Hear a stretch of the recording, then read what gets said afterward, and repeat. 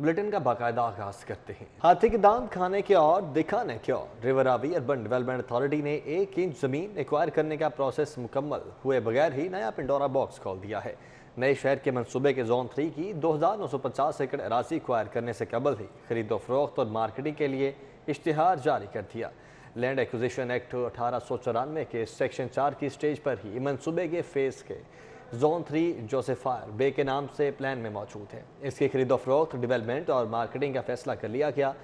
Zone 3 sapphire बे की 2950 एकड़ अराजी की खरीदो फरोख्त और डेवलपमेंट के लिए पेशकश तलब कर ली। अथॉरिटी की वेबसाइट पर जारी किए गए इश्तिहार के मुताबिक प्राइवेट डेवलपर को मदऊ किया गया है। प्राइवेट इन्वेस्टर और डेवलपर्स को 30 लाख रुपए फी प्रपोजल जमा करवाना होंगे। पेशकश के लिए जमा करवाए गए 30 लाख रुपए नाकाबिले वापसी होंगे।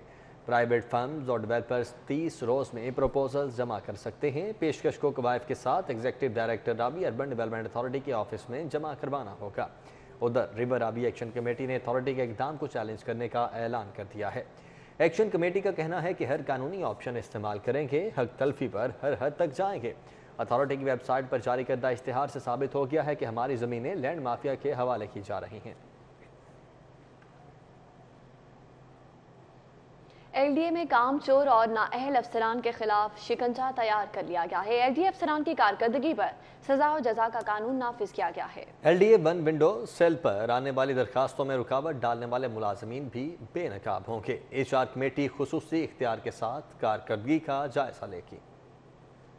एलडीए में शहरियों की दरख्वास्तें लटकाने और केसेस अल्तवा में रखने वालों को भी छूट नहीं मिलेगी। एलडीए गवर्निंग बॉडी में गर्मा गर्म बहस के बाद अहम एजेंडा मंजूर कर लिया गया। एलडीए एचआर कमेटी की जानिब से टेबल आइटम एजेंडा पेश किया गया। Member governing body major retired Burhan आजम ने एजेंडा पेश किया। 100% कारकर्दगी दिखाने वाले अफसरान और मुलाजमीन को एक तनख्वाह बोनस देने की तजवीज मंजूर की गई। 80% फाइलों का डिस्पोजल करने वाले भी 50% तनख्वाह बतौर बोनस लेने के हकदार बरकरार होंगे। 70% कारकर्दगी दिखाने वालों से जवाब तलबी और सजा तजवीज की जाएगी। गवर्निंग बॉडी ने अफसरान की कारकर्दगी जांचने के लिए एचआर कमेटी को बाइख्तियार बना दिया है। एचआर कमेटी में एक मेंबर एलडीए का रेगुलर अफसर मुंतखब किया जाएगा। परफॉर्मेंस जांचने वाले कमेटी का इजलास हर 15 रोज बाद हुआ करेगा। Vice chairman LDA SM Imran ने एचआर कमेटी पर एतमाद के बाद एजेंडा मंजूर किया।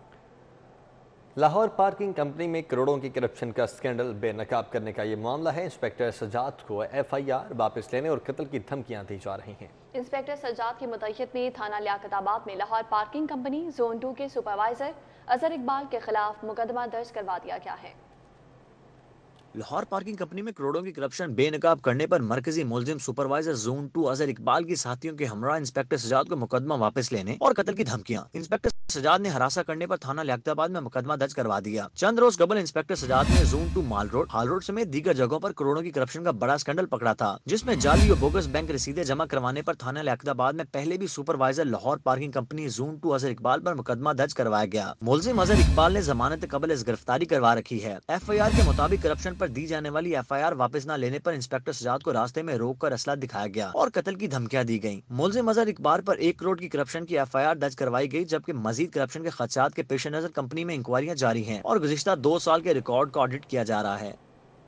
जिना अस्पताल में 20 करोड़ से बने अस्पताल इंफॉर्मेशन मैनेजमेंट सिस्टम में इंतजामिया की कोताहियां सामने आई हैं। इंतजामी गफलत डाटा एंट्री में पाई गई है। Chairman board of management Jinnah hospital Gauhar Ejaz ने एमएस की सरजनिश कर दी। सिस्टम की निगरानी के लिए डीएमएस तैनात करने का फैसला किया है।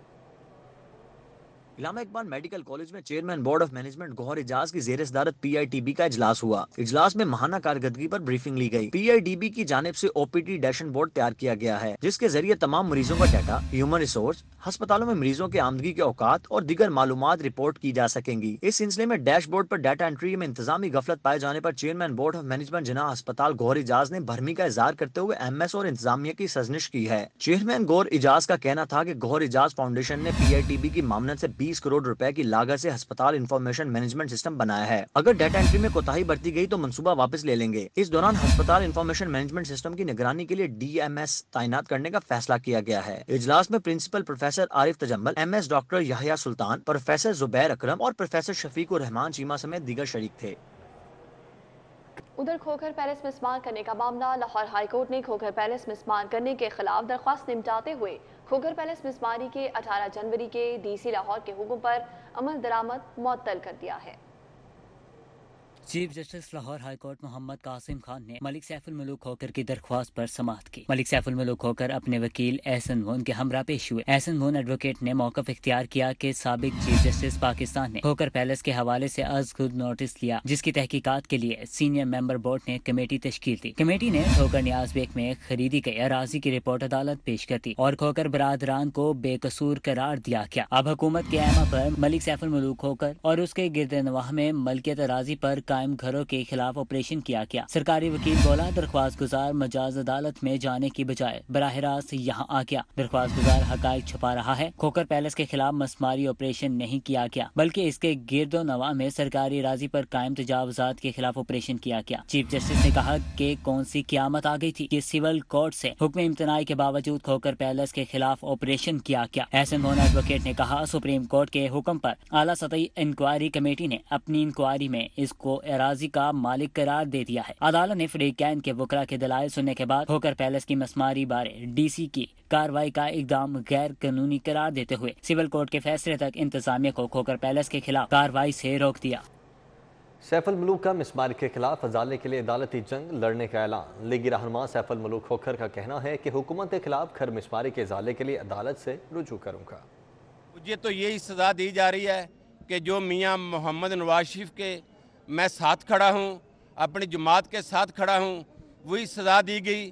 ان کی بھول ہے، یہ نیازی کی، اس گورنر کی، اس وزیر اعلیٰ کی بھول ہے کہ میں مشرف دور میں بھی یہ اپوزیشن برداشت کی، اس کے بعد بھی ہمیں ٹارگٹ کیا گیا۔ آج تک ہم اپنی جماعت سے پیچھے نہیں ہٹے۔ ہم اللہ کے فضل و کرم سے نہ بکنے والے ہیں نہ جھکنے والے ہیں۔ آگے بڑھتے ہیں۔ مکھن پورہ، کوٹ، خواجہ سعید اور چاہ میرا میں گیس کی بندش پر شہری سراپا احتجاج ہیں۔ جب سے سردی آئی ہے گیس نہیں آتی، جبکہ متبادل ایندھن جیبوں پر بھاری پڑ رہا ہے۔ اسی پر بات کرتے ہیں حسین اولک سے۔ حسین آگاہ کیجیے۔ جی، صوبائی دارالحکومت میں گیس لوڈ شیڈنگ اور کمپریشر نے شہریوں کا جینا محال کر دیا ہے۔ کوٹ، خواجہ سعید، مکھن پورہ اور چاہ میرا کے رہائشی یہاں پر سراپا احتجاج ہیں گیس حکام کے خلاف۔ ان کا کہنا ہے کہ گیس آتی نہیں، لیکن بل جو ہیں وہ ہر ماہ آ جاتے ہیں اور بل بھی بہت زیادہ بڑھ کے آتے ہیں۔ شہریوں سے بات کر لیتے ہیں کہ ان کے کیا مطالبات ہیں اور ان کا کیا کہنا ہے۔ جی سر بتائیے گا، گیس نہیں آتی اور بل زیادہ آتے ہیں؟ جی بالکل ایسی ہے، گیس کا تو نام و نشان ہی نہیں ہے۔ رات کو 3 بجے تک جا کے کہیں پر تھوڑی بہت گیس ملتی ہے، اور بل جو ہے نا مہینے بعد جو ہے نا 5000 6000 اتنے بل آ رہے ہیں۔ اور ایل پی جی کا آپ کو تو پتہ ہی ہے، ایل پی جی کے جنہوں نے ریٹ کتنے کیے ہوئے ہیں۔ اب بازار سے جو ہے نا سلنڈر بھرا کے وہ لا کے ہم نظام چلا رہے ہیں۔ سابقہ حکومت نے بڑا اچھا کام کیا تھا، اس کی حکومت میں انہوں نے ہمیں گیس لا کے دی۔ ادھر گیس جاتی نہیں، جیسے سردیاں ہو گرمیاں ہو گیس نہیں جاتی تھی۔ اب مسئلہ بہت زیادہ ہے، بل بھی بہت زیادہ ہے اور گیس ہے کوئی نہیں ہے۔ تو آپ اس کا اعلیٰ حکام تک ہماری آواز پہنچائیں آپ، ٹھیک ہے نا۔ یہ مکھن پورہ علاقہ ہے، یہاں پہ گیس کا نام و نشان تک نہیں ہے۔ جی بالکل، یہ رہائشی ہیں مکھن پورہ کے، کوٹ خواجہ سعید کے، جن کا یہ کہنا ہے کہ بل بہت زیادہ آتے ہیں اور گیس نہیں آتی۔ اس کے علاوہ جو متبادل ایندھن ہیں ان کی قیمتیں اتنی ہائی ہو گئی ہیں کہ وہ غریب عوام کی جیبوں پر بھاری پڑ رہی ہیں۔ اس لیے ان کا گیس حکام سے یہی مطالبہ ہے کہ براہ کرم گیس کی جو فراہمی ہے اس کو بحال کیا جائے۔ جی ٹھیک ہے حسنین، بہت شکریہ آپ کا۔ آسٹریلین دن کے حوالے سے تقریب کا انعقاد کیا گیا۔ گورنر پنجاب چودھری محمد سرور کا کہنا تھا کہ پاکستان اور آسٹریلیا کا تعلق پرانا ہے۔ دہشت گردی کے خلاف جنگ میں آسٹریلیا نے ہمیشہ پاکستان کا ساتھ دیا۔ اس وقت دونوں ممالک کے درمیان 22 ارب ڈالر کی 2 طرفہ تجارت ہو رہی ہے۔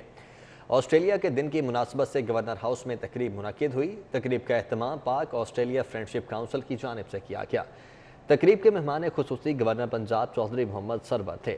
تقریب میں آسٹریلیا میں پاکستان کے ذاتی consul general Saleem Ghauri, patron in chief Pak Australia friendship council Tariq Sharif, Arshad Naseem Butt, doctor Afzal Javed سمیت زندگی کے مختلف شعبہ جات سے تعلق رکھنے والے افراد نے شرکت کی۔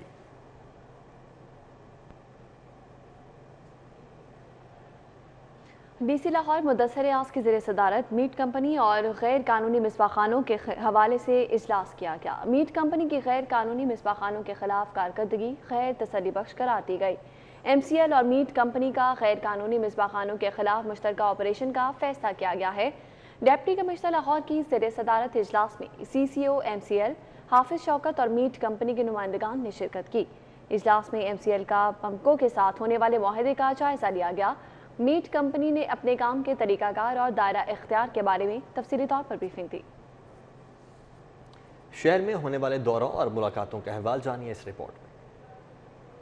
صوبائی وزیر خوراک عبدالعلیم خان کی زیر صدارت اجلاس ہوا۔ اجلاس میں آئندہ سیزن سرکاری سطح پر گندم کی خریداری کے لیے مختلف تجاویز پر غور کیا گیا۔ اجلاس میں صوبائی وزیر میاں اسلم اقبال ہو سکے۔ صوبائی وزیر صنعت و تجارت میاں اسلم اقبال سے پارٹی کارکنوں اور مختلف شعبوں سے وابستہ افراد نے ملاقاتیں کی۔ اسلم اقبال کا کہنا تھا کہ حکومت عوامی مینٹیننگ باڈی کے اجلاس میں اہم فیصلے کر لیے گئے۔ LDA سٹی نیا پاکستان اپارٹمنٹس کی الاٹمنٹ کے طریقہ کار، قیمت، اہلیت کے معیار اور شرائط و ضوابط کی منظوری کابینہ سے لی جائے گی۔ ٹاؤن شپ انڈسٹری ایسوسی ایشن کے وفد نے Lahore chamber of commerce and industry کا دورہ کیا۔ صدر میاں طارق مصباح، سینئر نائب صدر ناصر حمید خان سے ملاقات کی۔ کوٹ لکھپت ٹاؤن شپ کی صنعتوں کو درپیش مسائل اور ان کے حل کے لیے تبادلہ خیال کیا گیا۔ پسماندہ علاقوں میں تعلیم کے فروغ کے لیے سائٹ فاؤنڈیشن سرگرم ہے۔ پسماندہ علاقوں کے لیے اسکول سے اسٹیشنری، کمپیوٹرز، کتابیں اور دیگر سامان بھجوایا جا رہا ہے۔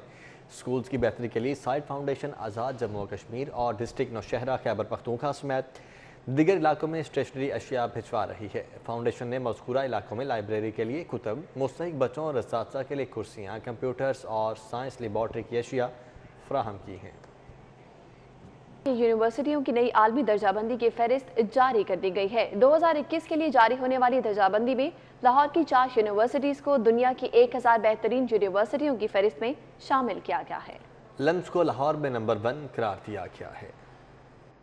پہلی 1000 یونیورسٹیوں میں لاہور کی 4 یونیورسٹیز شامل ہو گئی۔ ورلڈ QS رینکنگ نے یونیورسٹیوں کی نئی عالمی درجہ بندی کی فہرست جاری کر دی ہے۔ عالمی درجہ بندی میں پہلی 1000 یونیورسٹیوں میں لاہور میں لمس کو نمبر 1 یونیورسٹی قرار دیا گیا ہے۔ University of engineering and technology Punjab university, COMSATS university پہلی 1000 عالمی رینکنگ میں شامل ہے۔ دنیا کی پہلی 1000 بہترین یونیورسٹیوں کی فہرست میں پاکستان کی 7 یونیورسٹیوں کے نام شامل ہیں۔ پاکستان میں نسٹ پہلے نمبر پر، جبکہ Quaid Azam university, Pakistan institute of engineering and applied sciences کا نام بھی شامل ہے۔